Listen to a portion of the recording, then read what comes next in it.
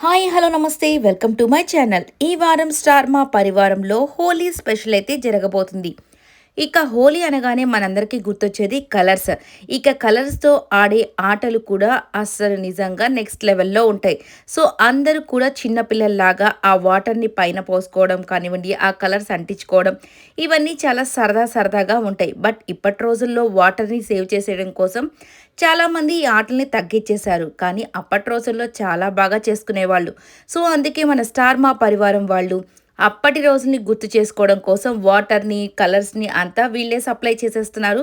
కాబట్టి ఇక వీళ్ళంతా రంగులతో అయితే హోలీ చక్కగా ఆడేసుకుంటున్నారు. ఇక ఒక మంచి గేమ్ అయితే పెట్టేశారనమాట.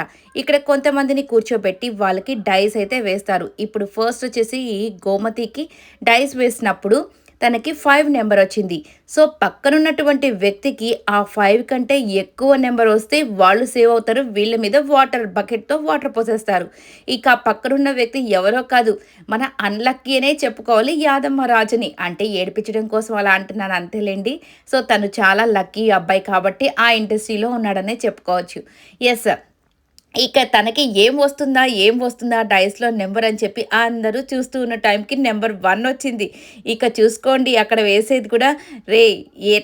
అంటే నీకు లక్ లేదురా" అన్నట్టుగా ఒక జస్ట్ సౌండ్ అయితే వినపడి ఇక తన మీద ఒక బకెటెడ్ నీళ్ళైతే పోసేస్తారు. పక్కన వాళ్ళకి పొయ్యాలంటే చాలా ఇంట్రెస్టింగ్‌గా ఉంటుంది కదా మన వాళ్ళకి.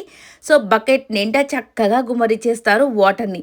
ఇక నెక్స్ట్ వచ్చేసరికి మన రోహిణి అలాగే నెక్స్ట్ ఇమ్మాన్యుయల్ వీళ్ళిద్దరు అనమాట. ఇక ఇమ్మాన్యుయల్‌కి 5 వచ్చింది. ఇక మా రోహిణికి ఏమొస్తుందో అని చెప్పేసి మన శ్రీముఖి అంటూ ఉంటే, ఇక రోహిణి వచ్చేసి, ఏముందిలే నీ ఇష్ట ప్రకారం ఏదో ఒక నంబరేసి మాకు ఎవరి మీద నువ్వు పొయ్యాలనుకుంటావో వాళ్ళకి ఆ నంబర్ ఇచ్చేస్తావులే అన్నట్టుగా చెప్తూ ఉంటుంది. కానీ ఇక్కడ తీరా చూస్తే ఏమైందంటే రోహిణికి కూడా 5 పడింది. అందుకని ఇద్దరికీ పైన ఒక్కొక్క బకెట్ అయితే పోసేశారు కలర్ వాటర్.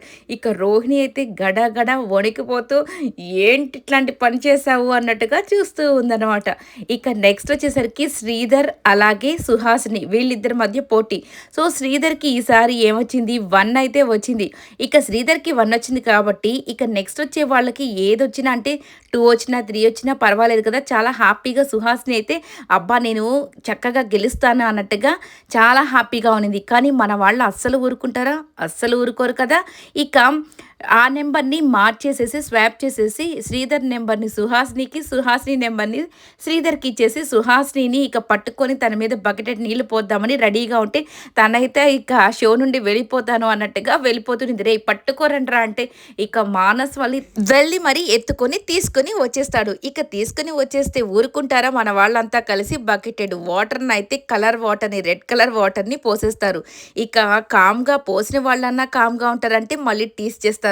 ఇక మన అవినాష్ వచ్చేసి, "మీరు ఎక్కడైనా ఆ సుహాసినిని చూసారా? ఎక్కడా కనిపించట్లేదంటే" "రేయ్ అదిగోరా ఎర్ర చీరలో ఎర్ర చీరలో ఉన్న అమ్మాయేరా సుహాసిని" అంటే, "ఆ అమ్మాయి వైట్ చీర కదా కట్టుకొని వచ్చింది" అని చెప్పేసి ఎక్కిరిస్తూ ఉంటారు. ఇక రెడ్ కలరు ఆ కలర్ అంతా తన ఫేస్ మీద, డ్రెస్ మీద అంతా పడిపోయేసరికి రెడ్ కలర్‌లో ఉంటది అని ఇలాగా కోపంగా చూస్తూ ఉంటుందనమాట.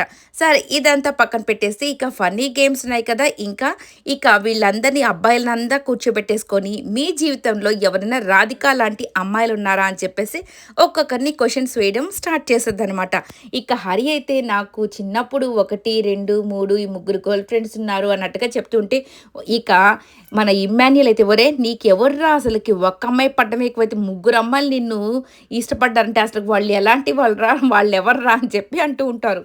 ఇక నెక్స్ట్ వచ్చేసరికి మన రోహిణి వచ్చి, "నాకు కూడా నీ జీవితంలో కూడా ఎవరైనా ఉన్నారంటే" ఉన్నారు. నేనే ఒక పెద్ద రౌడీ రాధిక లాంటి దాన్ని. అయినా నేను ఇష్టపడిన వాళ్ళు కూడా నన్ను మోసం చేశారు. సో, నేను జెన్యూన్ అనుకున్నాను.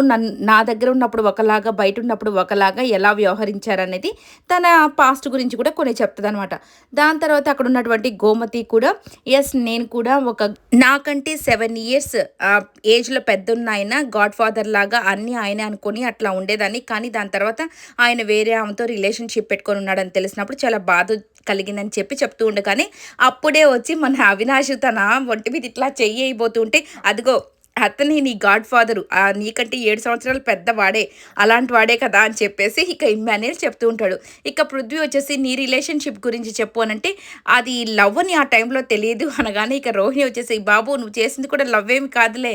నువ్వు కూడా ఏదో జస్ట్ టైమ్ పాస్ చేస్తునుంటావు అని చెప్పి ఇలా ఫన్‌గా వాళ్ళ లైఫ్‌లో ఉన్నటువంటి పాస్ట్ మెమరీ అడిగి తెలుసుకుంటూ ఉంటుంది. ఇక చివరికి తన వంతు వచ్చేసరికి ఇక నాకు కూడా ఒక పాస్ట్ అయితే ఉంది అని చెప్పేసి ఏదో చెప్పబోతుంది. తన పాస్ట్ గురించి ఎవరో తనను కూడా మోసం చేశారో, లేకపోతే ప్రేమిస్తారని చెప్పారో వాటెవర్. ఇక ప్రతి ఒక్కరికి ఏదో ఒకటి ఉంటుంది కదా! ఇక ఈ ఇండస్ట్రీ అంటే కొన్ని ఫెయిల్యూర్స్ ఉండాలి, కొన్ని సక్సెస్ అవుతాయి, కొన్ని ఫెయిల్యూర్స్ అవుతూ ఉంటాయి కాబట్టి వాళ్ళ పాస్ట్‌ల గురించి వాళ్ళైతే కొన్ని మాట్లాడుకోవడం అయితే జరుగుతూ ఉంటుంది. మరి ఇంక కావ్య గారిని, రీతుని వీళ్ళందరిని అడిగారో లేదో ఎపిసోడ్‌లోనే మనకు చూపిస్తారు కాబట్టి ఇక అప్పటి వరకు గప్‌చిప్. ఇక ఈ వీడియో అంతా మీకు నచ్చినట్టయితే లైక్ చేయండి, షేర్ చేయండి, కామెంట్ చేయండి, సబ్స్క్రైబ్ చేసుకోవడం మాత్రం మర్చిపోకండి. Please subscribe my channel. Thank you so much.